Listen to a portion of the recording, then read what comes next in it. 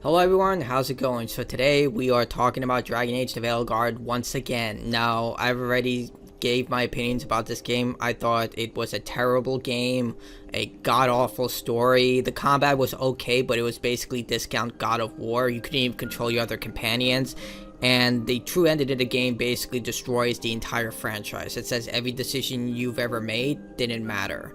So yeah, this game was a massive failure as well. It only engaged about 1.5 million players. Remember, engagement does not mean sales, returns, etc. So the game performed 50% less than expectations. Overall, just a really bad game, to the point that the director left the studio before this report came out. There were a ton of layoffs, most of them the Dragon Age Veilguard team, especially the writing team, and anyone who could be salvaged, or I guess who they decided had faith in the team, were moved to Mass Effect 5, and a lot of people saw the writing on the wall. That's going to be their final game, and unless that literally redeems the studio, it's going to be gone. Like, EA is taking an entire sledgehammer to BioWare at this point. And this comes from I want to set the foundation for this video before we get into it, because there's been a lot of gaslighting about people who like the game. Not everyone, but a very large vocal minority who was stating, no, the game was a massive success, you don't know what you're talking about, the chuds were all wrong. Which, if you know anything about business, you know that if something does well, companies will replicate the process as much as possible to maximize profit. It's literal common sense to business. You make something people like, you make more of it, you make more money. Literally, that's all it is.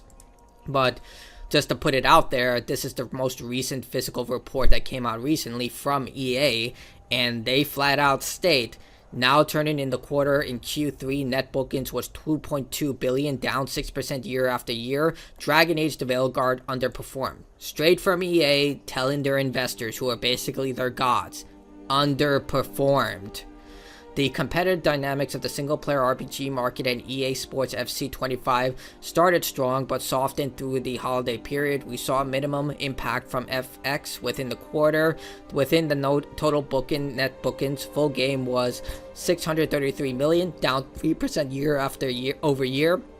And live services and others were 1.58 billion, down 8% year after year. I believe this is also attributed to Apex Legends, which has gone majorly downhill. There are a lot of reports coming out from like insiders talking to Apex Legends community members, especially within the top tier of content creators, stating EA basically doesn't give them any support when it comes to Apex Legends. They never thought it would become the franchise that it is right now, but that's on them.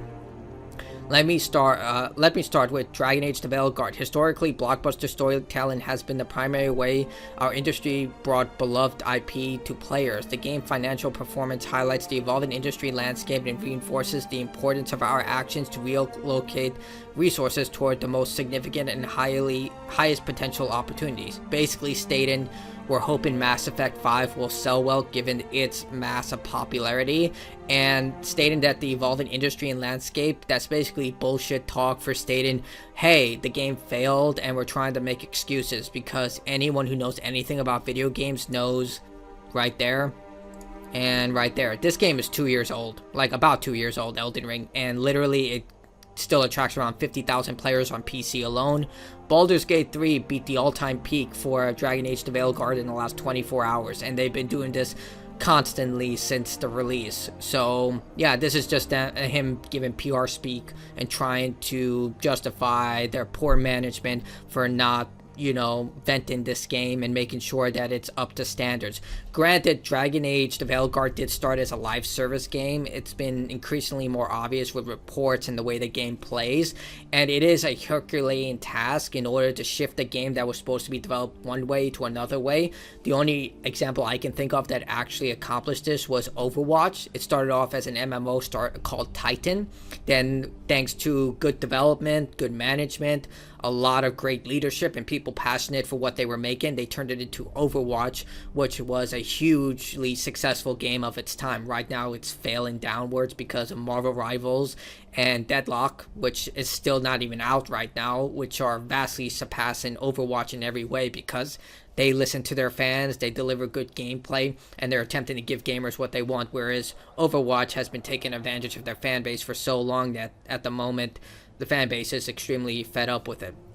But yeah, it just gets even worse because apparently EA just wants to bury Dragon Age Veilguard and just make more excuses of why this game failed, despite the fact it sucked.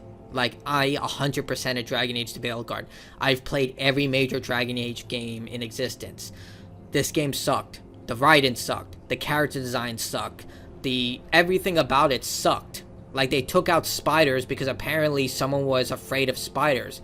There was no blood in the Dragon Age game. Dragon Age, one of the best dark fantasy games out there, didn't have blood. They redesigned all the demons to look worse. Somehow they made everything look worse. Darkspawn, character design, the demons, everything was just bad. And I don't know who was doing this and no one decided to speak up. Or maybe they were just too afraid, because there has been reports of toxic positivity, especially with the Concord thing, where people were just too afraid to speak their voices because they were afraid they would be labeled a problem and immediately ousted from the team. Which I 100% believe, because no one who played the other Dragon Age games and developed those games and were fans of that game would look at what they did to all the demons, the enemies, everything, and say, yep, that's better. EA says Dragon Age Veilguard failed because no shared world features. I've heard some poor corporate analysis in my time, but this has to be an all-timer. In wake of Dragon Age Veilguard failing to meet EA's goals with only half of its players it wanted, EA CEO Andrew Wilson is reflecting on why that happened, and his explanation is truly bizarre. Speaking on an investor call, Wilson said, in order to break out beyond the core audience, games need to directly connect to the evolving demands of the players, who increasingly seek shared world features and deeper engagement alongside high-quality narratives in this beloved category. Dragon Age had a high-quality launch and was well-received, reviewed by critics and those who had played. Who the fuck are you talking about? People who gave early access reviews on YouTube, who were content creators, said the game sucked. Yeah, there were a few who did give good reviews, I'm sure they're out there, but the large majority said the game was terrible. So, yeah. However, it did not resonate with a broad enough audience in this highly competitive market. That is complete bullshit. 100%. Literally, look at this. Like, these are two radically different games. Yes, they're both dark fantasy games, but Elden Ring and Baldur's Gate 3 are literally like what Dragon Age Veilguard, or was originally called Dragon Age Dreadwolf, should have been. In fact, when concept art for Dragon Age Dreadwolf was leaked, or came out, I don't know, everyone was depressed, because we got this instead of what we got before. Like, this game was terrible. And if I was an investor and I heard him say this, I would question his ability to do his job.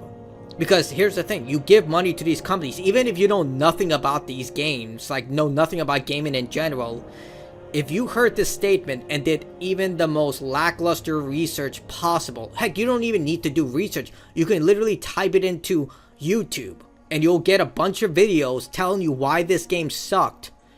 If you're an investor and you heard this, I feel like you would question who you're giving money to. Because clearly you have no idea what the fuck you're talking about, and you're supposed to be an expert within the gaming industry. That is really terrifying. Yes, you heard it correctly. The idea of Dragon Age failed because it did not it was not some sort of shared multiplayer world, which didn't lead to deeper engagement. And remember, they did have a game like that. It was called Anthem. Anthem sold millions of copies. It was a financial success when it came to game sales. But they were looking to turn that into the next Destiny, which is ironic considering Destiny is almost failed right now. And it failed. Anthem was a tremendous failure. It was so bad that you could go into any game store and you can find it for 99 cents. Heck, they would try and give it away at times. So the fact this guy is saying that after like that, like you can literally Google BioWare's portfolio right now. If I was an investor, I would say, what the hell are you talking about? What are you saying? Like, aren't you supposed to be the one heading and looking after all these studios and projects? What are you talking about? Like, you can look up live service and you can see a bunch of gamers talking about how they hate live service. Live service, when you say those words, are instantly going to destroy whatever prospects your game has right now. Like, there are a very select few games who can still execute that well. The examples being Marvel Rivals, thanks to the heavy hitter that is the Marvel IP. Like, they have a lot of great characters, and not to mention the game was good. Like, that's also great. Like, Marvel Rivals is an actually good game. There's also Deadlock, which is a hero shooter. This game is not even out, and it's already better than anything that a lot of people have played in recent memory. So, a lot of what he's saying would just, like, I feel like it would just make things a lot worse, because it just highlights that you have no idea what you're doing, you have no idea what you're talking about, and the game failed because it was a bad game that you did not oversee correctly, and your leadership should be questioned. Like, granted, yes, this is just one game of one project in one studio, but it still should be in question if you don't know what you're talking about. If someone could just look this up on YouTube or on basic research on Steam and see player counts and just be like, what? Heck, these investors who are likely very, very wealthy can literally pay an independent person to research this, give them a report and say, yeah, this guy is full of shit. I don't think anyone in the actual real gaming community would agree with this statement. The sentiment, whether that's Dragon Age fans who didn't like the tone or aesthetic change, new players who were lost or uninterested in what the last game being a decade ago, or even culture war obsessive siding. Okay, dude, the game literally has a character who sits down on a table talking about her problems and getting into a fight with her mom for being non-binary. Dude, literally, this game, that is what a lot of people remember this game for. The non-binary quote. Like, non-binary doesn't even exist in Dragon Age.